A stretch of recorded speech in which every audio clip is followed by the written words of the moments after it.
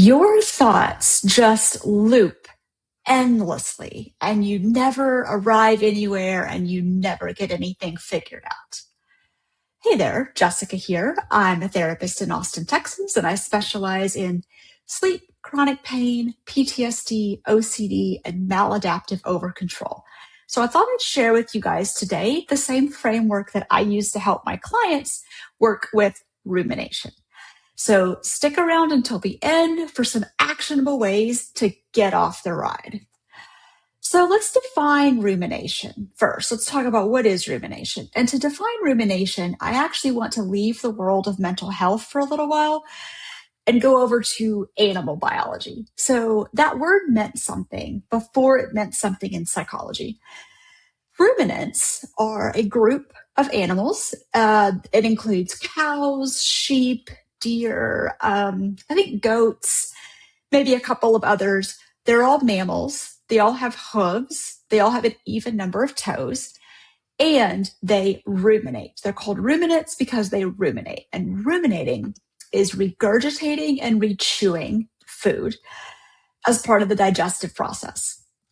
So mental rumination is essentially that. It is regurgitating and rechewing of feelings, problems, upsetting events, things you don't like about yourself. And it's this kind of endless process, or it can be an endless process. So rumination is normal. It is natural. We all do it.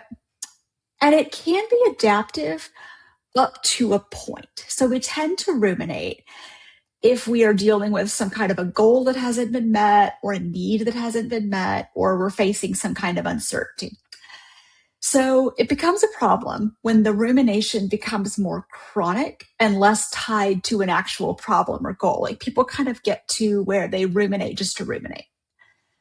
And rumination is really often a form of avoidance. And there's 4 different examples or 4 different ways that rumination helps you avoid that I'm going to outline here. So rumination can help us avoid uncertainty, and it does this by masquerading as planning or preparing. So it feels like planning, and we tell ourselves, I'm just trying to be prepared. But really what it's doing is it's masking the discomfort of the unknown. And yeah, you tell yourself, I'm just trying to be prepared, but really what's going on is you're stuck in an endless cycle of what if scenarios. The second way that it helps us avoid making decisions. And it does this by masquerading as considering all the options. So endlessly considering all the options, rumination can actually prevent you from making a decision. So the thought process becomes, I'm just trying to be thorough, but it leads to inaction. Rumination can help us avoid making some kind of a needed change by masquerading as finding a better solution. So rumination can disguise itself as a search for the perfect solution. And in so doing, it will delay necessary action. So you might tell yourself, I just want to make the right decision. While really what's going on is we're avoiding the discomfort of change. And then finally, rumination can help us avoid acceptance of something difficult by masquerading as trying to understand. So whenever we're faced with something difficult, rumination can take the form of trying to understand why it happened, which can ultimately prevent you from moving forward. So the internal monologue might be, I just need to know why this happened. So you might think planning, considering options, finding solutions, and understanding why things happen are positive things. And yes, they are. They are, generally speaking, they are positive things. But everything is good till it's not. And these can start to become detrimental when they devolve into endless, unproductive cycles of rumination. So before we get into, I want to talk about how do you know if you're ruminating. But if you're enjoying this so far, please consider liking, sharing, subscribing to the channel for more content like this. Okay, so how do you know if you're ruminating? So in other words, how do you distinguish between helpful, productive problem solving and unhelpful looping? Well, one question to ask yourself, does this problem exist right now and in the external world. So is this a real problem that I'm really facing right now? Or am I trying to solve a hypothetical problem? Am I trying to solve a problem that could happen, but as of yet has not actually presented itself? And sometimes we kind of get into this loop of we have this thing that we're afraid it could happen, and we want some kind of reassurance that it won't happen. And so we just chew over and over and over in our minds, trying to find that reassurance that we never find, because you can't really prove that something won't happen. So you just get stuck. So if the problem exists right now in the external world, then that might be helpful problem solving. But if you're trying to solve a hypothetical, or if you're trying to solve something that's already happened, something that you can't go back and do anything with, that might be rumination. So then if that's a yes, ask yourself the next question, which is, okay, so am I coming to any sort of a useful decision or plan? Because problem solving ends. It ends at some point. You make a decision, you take some kind of action. And maybe that decision is, I'm just going to have to figure it out as I go, or I'm just going to have to live with it. Or it might not even feel like a solution, but sometimes that's the solution. But it ends, it has an end point. Whereas rumination continues into eternity. You get stuck in a loop that goes absolutely nowhere. That's rumination. So rumination is a behavior, which means it is ultimately something that people are choosing to do. Now, I can already hear people saying, wait a minute, I don't choose to do this. I don't make a conscious decision to do it. It just happens, which is true. I should clarify, rumination is a behavior that has become a habit. So what's a habit? I'm going to define a habit. Habits are things, and habits are behaviors. So it can be something overt, or it could be something like a thought. But habits happen automatically. They are difficult to control. Habits are things we do frequently. Habits are always triggered by some kind of a cue. Habits are conditioned responses. So this is why it doesn't feel like you're making a choice to do it, because it can become a conditioned response. And then finally, habits are resistant to change.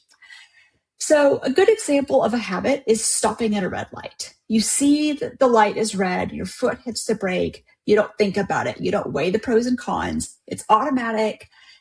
It would be hard to control if we were to try to change that. You do it frequently. It's triggered by a cue. The cue is the red light. It's a conditioned response. Red light, brake, red light, brake, red light, brake. And it's resistant to change. If we were to change the traffic laws and decide that now everyone needs to go on red lights and stop on green lights, that would require a lot of intentional effort. So initially, people would have to be very conscious and deliberate. They would certainly make mistakes along the way. But over time and with practice, that new behavior would start to become more automatic. So just knowing that rumination is not helpful and wanting to change it, that's not enough if something's a habit. And that's the case with any habit. Just knowing that it's bad and that you want to change it, that is not. Lots of people know stuff's bad, want to change it, don't have any luck changing it, because those things are not enough. They're like necessary, but not sufficient. So you also need active behavior change. So I want to get into, to kind of wrap this video up, to talk about what you can do about it if you catch yourself ruminating. But I'm also going to drop in a little plug here for my newsletter. I have a monthly newsletter that I send out that covers just a lot of my different specialties. I kind of rotate through different topics each month. But if this is interesting or useful, I will have a link down below in the description. So we talked about how do you know when you're ruminating. Now let's talk about what do you do when you catch it. And what you want to do is try to shift from ruminative thinking to more concrete or constructive thinking. So ruminative thinking is really focused on why. Ruminative thinking is digging into things like causes, meanings, implications, and you can maybe already see how you can get stuck there. Ruminative thinking tends to be passive, abstract, and global. I'll give some examples of what that looks like. Concrete or constructive thinking, on the other hand, is much more focused on how. So, concrete or constructive thinking just looks at what happened, kind of the facts of the situation, plays the event like a movie, and it tends to be much more active, more concrete, and more specific. So let me give two examples of this. So one example of a ruminative thought might be, my life is pointless. So notice that that is passive, abstract, and global. It's passive in that, okay, my life is pointless. That's what it is. There's no hope of that changing. It's kind of just like there's nowhere to go from that statement. It's passive. It's abstract. I don't know what a pointless life. I don't know how to define that. I don't know how to specify what makes a life pointless versus what makes a life not pointless. I don't know how to unpointless a life. It's abstract. I don't know what that means. And it's global. So my life is pointless. That encompasses your whole life. Every single second, every single aspect of your life, everything. So that is a ruminative thought. That is a thought that could just keep firing and firing and firing. But let's say I were to ask a person who feels their life is pointless, what is happening or not happening in your life that's making you think that it's pointless? What's going on? And maybe we distill it down to this thought, which is a more concrete thought. I am lonely. I want more friends. So notice that rather than being passive, it's much more active. Okay, that gives us an action step. I'm not saying it's easy to make friends, but that is much more actionable than my life is pointless. I can much better help somebody. We can strategize a plan for making more friends. That's an action step we can take. It's also much more concrete. We're talking about concepts like loneliness and friendship. Those are understandable concepts. Those are not as abstract as pointless. And then finally, it's more specific. So it identifies, instead of saying my life is pointless, it kind of narrows it down to I feel lonely. Now you're identifying the feeling, and it also offers a potential solution. So notice that we're not sugarcoating anything. We're not taking my life is pointless and flipping it into my life is wonderful and I'm the greatest. And we're not sugarcoating anything. We're just getting a lot more specific about what's going on, what's the problem, what's the struggle, because then you can figure out some ways out of it. So my life is pointless to I am lonely, I want more friends. And then let me give another example. Another example of a ruminative thought might be, I am a terrible person. So again, it's passive. Like if you're just a terrible person and that's just what it is, then there's not really anywhere to go with that. That's a dead end. We're stuck. It's kind of a hopeless statement. It's passive. It's also abstract in the same way that I don't really know how to define what makes a life pointless. What defines a terrible person? That's kind of abstract. I mean, we might all have some agreement on, okay, maybe we agree people who commit murder or something like that are terrible people. But it's pretty abstract. I don't know who's a terrible person. How do you define that? Where's the line? I don't know. And then finally, it's global. To say I am a terrible person is kind of just implying that there's like a flaw to your core. It's everything. It is everything about you. So now let's say, okay, what's going on that somebody thinks they're a terrible person? What did you do? What did you not do? What's kind of driving this thought? And maybe they come up with a more concrete thought that would be, I didn't follow through with my commitment. My friend is going to be upset with me. I want to apologize and try to repair the relationship. So this is much more descriptive, much more specific. It clearly outlines the problem. It clearly outlines possible solutions. We can't really unterrible someone. I'm not really sure where to go with that. But if somebody says, okay, I let my friend down, I let somebody down, we can work toward repairing a relationship. We can work toward, how do you want to apologize to your friend? And what do you want to try to do from here?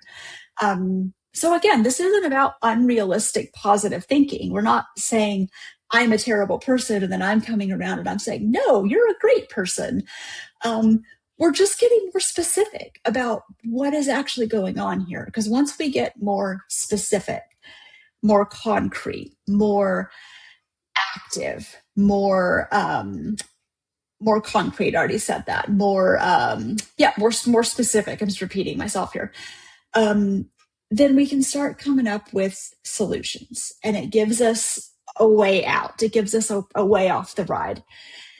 So when you find yourself thinking these kind of abstract thoughts, my life is pointless, I'm a terrible person, something like that, maybe try to imagine you're having a conversation with somebody who doesn't know what that word means. They don't know what the word pointless means. They don't know what the word terrible means. And see if you can really try to describe, here's what I did, here's what I didn't do.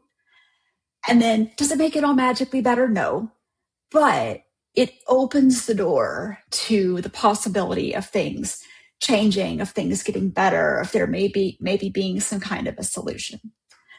I'm going to link down in the description. I have a blog that covers, there's a corresponding blog to this video if you're interested.